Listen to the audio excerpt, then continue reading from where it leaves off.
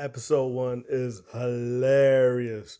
Hey, this anime about a vending machine is hilarious, bro. This man is peacefully riding his bike, peacefully doing his little scooter thing, and he just admiring this vending machine in front of him. And he get final destination. He gets final destination. Oh no! If I don't do something, that vending machine's in trouble!